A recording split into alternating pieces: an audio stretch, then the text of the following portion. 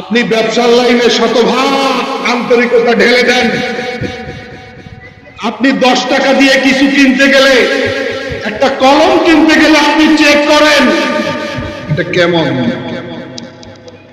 লেখে কিনা চেক করেন। একটা বাল্ব কিনতে গেলে জলে কিনা আপনি চেক করেন, কি করেন না? একটা লাউ কিনতে গিয়ে আপনি সাবধানতা অবলম্বন করেন, আঙ্গুলের নখ ঢুকাইয়া এটা কচি কিনা। 12-13টা কলা আছে, একটা ঝুঁকি নিয়ে পাশ ভালো করে দেখেন যে একটা কলা পচা আছে কিনা।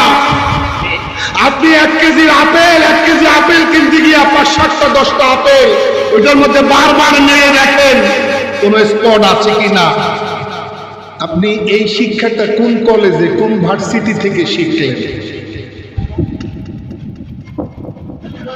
এটা কোন জায়গা থেকে আপনি শিখলেন? কোন টিচারে আপনাকে শিখাইলো? 1000 টাকার নোট দিয়া আপনি দিছেন 280 টাকা খরচ করছেন। 280 টাকা খরচ করে দোকানদারকে 1000 টাকার নোট দিলেন। দোকানদার 1000 টাকার নোটটা এপাশ ওপাশ দেখে, জাল টাকা না আসল টাকা। আবার 1000 টাকার নোট যদি আসল হয়, আপনার 280 টাকার খরচ করে আপনাকে ফেরত দেবে কত? 720। আপনি 720 টাকা দোকানদার দিল, পকেটে ঢুকাইয়া হাঁটা দেন না, 720 টাকা গয়না নেন। 1000 থেকে 280 বাদ দিলে বাকি কত থাকে? দোকানদার ভালো করে ফেরত দিয়েছে কিনা এটা আপনি চেক করেন। দোকানদার 1000 টাকার নোট 500 টাকার নোট চেক করতেছে। আপনার খরচ জয় টাকার হয়েছে, সদাই জয় টাকার হয়েছে, যত টাকার হয়েছে বাকি টাকাগুলা ফেরত দেওয়ার পরে আপনি গয়না দেখতেছেন। এই আন্তরিকতা, এই সতর্কতা, এটা আপনি কোন জায়গা থেকে শিখলেন? তাহলে বোঝা যায় আল্লাহ আপনাকে বুঝার যোগ্যতা দিয়েই দুনিয়াতে পাঠাইছেন। এই যোগ্যতাটাকে আপনি সব জায়গায় ব্যবহার করতেছেন।